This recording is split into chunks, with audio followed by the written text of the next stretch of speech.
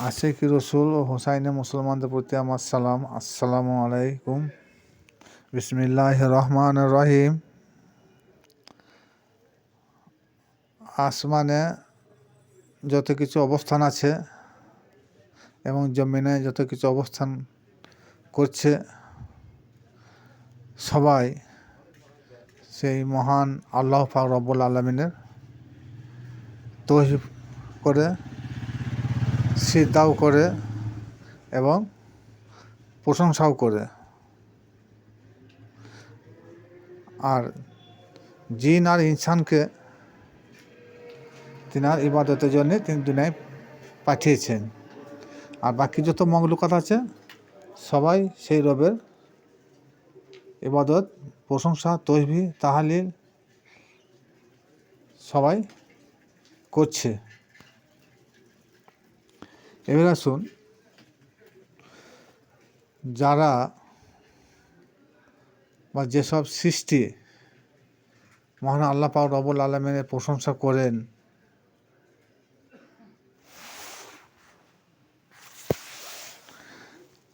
তাদের মধ্যে হলো সৃষ্টির শ্রেষ্ঠ হলো ইনসান।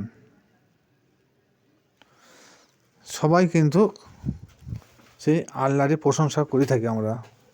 তার জন্য বলা হয় সূরা ফাতিহা প্রথম আয়াতে বলা হয়েছে আলহামদুলিল্লাহ, সমস্ত প্রশংসা হচ্ছে মহান আল্লাহর জন্য। তাহলে এখান থেকে বোঝা গেল সপ্তম আসমানের উপরে যা কিছু অবস্থান করছে এবং জমিনের মধ্যে যত কিছু অবস্থান করছে এবং কি সমুদ্রের তলে যত কিছু আছে, মাটির তলে যত কিছু আছে, সবাই সেই আল্লাহ পাক রব্বুল আলামিনের প্রশংসা করে থাকেন। এবার যার প্রশংসা করা হয় সে তো আপনার কাছে, আমাদের কাছে সে তো প্রশংসিত। যেমন কোনো এক ব্যক্তি ভালো ব্যবসাদার কি ভালো টিচার কি ভালো সার্ভিসম্যান, তিনি খুব সত্যবাদী, সেই লোকটা তো তাদের কাছে প্রশংসিত। আর যে প্রশংসা করে তাকে বলা হয় প্রশংসাকারী। আর যার নামে প্রশংসা করা হয় তাকে বলা হয় প্রশংসিত ব্যক্তি। এবার আসুন, আমরা সবাই কোরআন পড়ি, কোরআনের তাফসীরও পড়ি, কিন্তু আলহামদুলিল্লাহ রব্বিল আলামিন এর হকিকতটাকে বোঝার চেষ্টা করি না। আলহামদুলিল্লাহ, সমস্ত প্রশংসা মালিক হচ্ছে একমাত্র আল্লাহ পাক রব্বুল আলামিন। তাহলে এখানে মোহাম্মদ শব্দের অর্থটা কী হতে পারে এবং মোহাম্মদটা বা কে? মোহাম্মদ মানে চরম প্রশংসিত।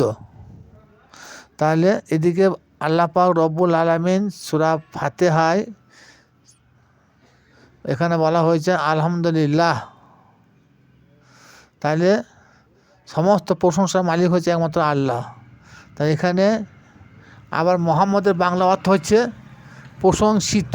তাহলে সপ্তম জমিন ও আসমানে এবং কি মাটির তলে সমুদ্র গহ্বরে যত কিছু অবস্থান করছে সবাই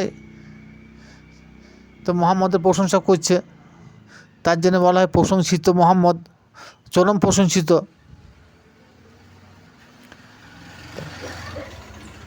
এর হকিকতটা কী এখনও কেউ বুঝতে পারছে না। যেমন সূরা নিসা আয়াত নম্বর 150 থেকে 152, এই আয়াতে আল্লাহ পাক রব্বুল আলামিন তিনি বলছেন যে বা যারা আল্লাহ তার রসুলকে একত্রিত ভাবে না, আলাদাভাবে একভাবে না, বিভাজন করে, উলাইকা হুমুল কাফিরুন হাক্কা, তারাই হচ্ছে কাফের। তাহলে এখান থেকে কী বোঝা গেল যে সূরা নিসার 150 থেকে 52 নম্বর আয়াতে আল্লাহ রসুল পার্থক্য নয়, তার জন্যে তিনার নাম রেখেছেন মোহাম্মদ। সূরা ফাতিহায় আলহামদ সূরার মধ্যে বলা হয়েছে যে আলহামদুলিল্লাহ, সমস্ত প্রশংসা সেই আল্লাহর। তাহলে আল্লাহটা কে এখান থেকে বুঝতে পারছেন। এদিকে বলছেন সমস্ত প্রশংসা আল্লাহ, আবার এদিকে বলা হচ্ছে মোহাম্মদ শব্দ অর্থ চরম প্রশংসিত। তাই সারা বিশ্বের সপ্তম জমিন ও আসমানে যত কিছু আছে তারা সকলে এদিকে মোহাম্মদেরই প্রশংসা করে। তা নইলে মোহাম্মদ নাম হলো কেন? আর মোহাম্মদ নামটা সে আল্লাহরই দেওয়া, দুনিয়া কোনো মানুষও দেয় নাই। তাহলে মোহাম্মদ চরম প্রশংসিত, আর আলহামদুলিল্লাহ সমস্ত প্রশংসার মালিক হচ্ছে একমাত্র আল্লাহ। তাহলে মোহাম্মদ আর আল্লাহ কি ডিভাইডেড হতে পারে না পার্থক্য হতে পারে? দেখুন সূরা ফাতিহার কিছু অংশ তুলে ধরেছি, সূরা নিসার কিছু অংশ তুলে ধরেছি। আবার দেখুন এখানেও ওলামায়ে কেরামরা কোরআন গবেষণায় তেনারা ভুল করেছেন, আর যদিও সঠিক করেছেন সঠিক তত্ত্বটা তেনারা তুলে ধরেন নাই। হুজুর পাক সাল্লাল্লাহু তাআলা আলাইহি সাল্লাম কথা বলেন, আল্লাহ বলেন আমার জীবনেই তিনি কথা বলেন। হুজুর পাক বদর যুদ্ধে শত্রুদের মুখের উপরে হাতে করে এক মুষ্টি বালি বা কাঁকর ছুঁড়ে দিয়েছিলেন। আল্লাহ পাক রব্বুল আলামিন বলেন যে ওই হাতটা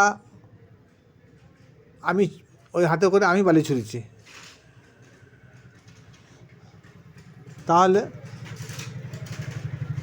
আবার যখন রসুল হাতে যখন বায়াত গ্রহণ করে মানুষে, তখন আল্লাহ তখনও বলছে যে রসুলের হাতে যারা বায়াত গ্রহণ করেছে সেই হাতটা রসুলের হাত নয়, সে হাতটা আল্লাহরই হাত। তাহলে এখানে তিনটি জিনিস কোরআন থেকে আমাদের সম্মুখে তুলে ধরলাম। রসুলের হাতে যারা বায়াত গ্রহণ করে সেই হাতটা রসুলের হাত নয়, আল্লাহর হাত। রসুল শত্রুপক্ষের উপর কাঁকর বা বালি ছুরি ছিল, আল্লাহ পাক রব্বুল আলামিন বলেন সে হাতটা রসুলের হাত নয়, সে হাতটা আমার হাত ছিল। তাহলে রসুলের হাত আল্লাহর হাত, রসুলের জুবান যে আল্লাহরই জুবান হয়, রসুল আর আল্লাহ যদি পার্থক্য না হয় তাহলে এটাকে আমি কোরআন বিরোধী কথা বললাম। আপনারা এই সম্বন্ধে একটু গবেষণা করবেন। হয়তো অনেকে হয়তো কাপের ফোঁতা দিয়ে বসবেন, কিন্তু তার আগে একটু চিন্তা ভাবনা করবেন। সূরা ফাতিহার যে প্রশংসার কথা বলা হয়েছে, হুজুর পাকের নাম যে মোহাম্মদ, মুস্তাফা সাল্লাল্লাহু তাআলা আলাইহি সাল্লাম, তিনার শাব্দিক অর্থ দেখলে বুঝতে পারবেন। সূরা নিসার শাব্দিক অর্থ দেখলে বুঝতে পারবেন। অমা রামাইতা ইজ রামাইতা আল্লাহ কিনাল্লাহ রামা, এর মানেটা জানলে বুঝতে পারবেন যে আল্লাহকে রসুলকে। অথচ আল্লাহ পাক রব্বুল আলামিন বলছেন আমি রহমত বিতরণকারী। আর কথায় কথা আমরা বলে থাকি যে আল্লাহ রহমতে ভালো আছি, আল্লাহ আমাদের প্রতি রহমত বর্ষণ করুন। তাহলে আমার পরক্ষণে আল্লাহ বলছেন যে আমি রহমত আল্লিল আলামিন করে আমার হাবিবকে দুনিয়ায় পাঠিয়েছি, মোহাম্মদকে দুনিয়ায় পাঠিয়েছি, রসুলকে দুনিয়ায় পাঠিয়েছি। তাহলে এদিকে বলছে যে রহমতের ভান্ডার দায়িত্বভার আমি আমার হাবিবকে দিয়ে দিয়েছি। আবার কথায় কথায় আমরা বলে থাকি যে আল্লাহর রহমতে ভালোই আছি, আল্লাহ তুই আমাদের প্রতি রহমত বর্ষণ করো। তাহলে রহমত যদি নবীকে দিয়েই থাকে আর নবী আর আল্লাহ যদি দুই হয়, তাহলে আল্লাহর রহমত পাবে কোথা? এগুলো গবেষণার বিষয়। কেউ যদি বলে এগুলো প্রুফ দেখতে চান, তাই জানবো তেনাদের গবেষণা ভুল। কারণ আল্লাহ পাক রব্বুল আলামিন বলছেন, কোরআনে বলেছে সূরা ইব্রাহিমের 24 নম্বর আয়াতে বলেছে যে আমার কোরআন নিয়ে কেন তোমরা গবেষণা করো না। তাহলে আল্লাহ কোরআন গবেষণা করতে বলেছে, তাহলে গবেষণা করার ফল আলাদা আছে। তো তদ্রূপ আল্লাহকে, রসুলকে এইটা বিষয় নিয়ে আলোচনা করতে হবে, গবেষণা করতে হবে। হ্যাঁ, আর যদি অধ্যায় না যদি আমাদের ভুল করে থাকি তাহলে উত্তর মিলবে না। যখন আমরা অঙ্ক করি, সরল অঙ্ক, সেই সরল অঙ্কের মধ্যে যোগ বিয়োগ গুণ ভাগ ছাড়া অন্য কিছু থাকে না। কিন্তু দেখি মনে হয় খুবই সরল, কিন্তু রেখা বন্ধনে, দ্বিতীয় বন্ধনে, তৃতীয় বন্ধনে, এই যে বন্ধনী কাজগুলা যদি আগে পেছা করে থাকি তাহলে কখনো উত্তর মিলাইতে পারা যাবে না, অঙ্ক অ্যান্সার ভুল হবে। তা তদ্রূপ আল্লাহকে, রসুলকে, হ্যাঁ, আল্লাহর হাত কোনটা, আল্লাহর জুবান কোনটা, আল্লাহর পা কোনটা, এইসব বিষয়ে জানতে গেলে গবেষণা প্রয়োজন আছে।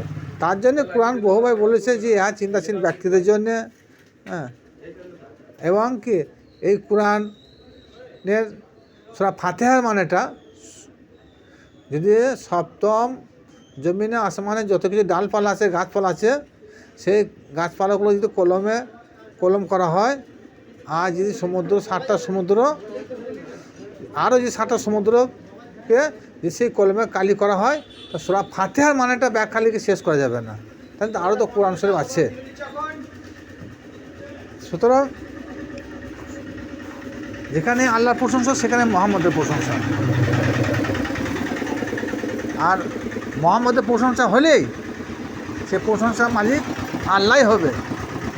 কারণ সূরা আল ইমরান 31 নম্বর আয়াতে আল্লাহ বলেছেন যে রসুলকে দেখলে আমাকে দেখা হবে, রসুলকে ভালোবাসলে আমাকে ভালোবাসা হবে, রসুলের ইত্তেবা করলে আমার ইত্তেবা করা হবে। কারণ সবসময় তিনি রসুলকে আগে টেনে ধরেছেন। কখনো তিনি বলেন না যে আমার অনুসরণ করলে আল্লাহর অনুসরণ, আমার অনুসরণ করলে রসুলের অনুসরণ হয়ে যাবে, আমাকে দেখলে রসুলকে দেখা হয়ে যাবে, এ কথা কখনো বলেন না। যে আমার হাত আর রসুলের হাত এ কথা কোনো বলেন নাই। আমার জুবান আর রসুলের জুবান এক, এ কথা বলেন নাই। কী বলেছেন যে রসুলের জুবান আমার জুবান, রসুলের হাত আমার হাত, রসুলের পা আমার পা, এরকম বহু জায়গায় প্রমাণ রয়েছে। সুতরাং সংক্ষিপ্ত মধ্যে মুহাম্মদ শব্দের অর্থ আর আলহামদুলিল্লাহ এ শব্দের অর্থ আমরা এতদিন পৃথক ভেবে আসছিলাম, কিন্তু হকিকতের দিক দিয়ে গবেষণা করে দেখা গেল আলহামদুলিল্লাহ শাব্দিক অর্থ যা, মুহাম্মদ শাব্দিক অর্থ তা, দুটোই একই।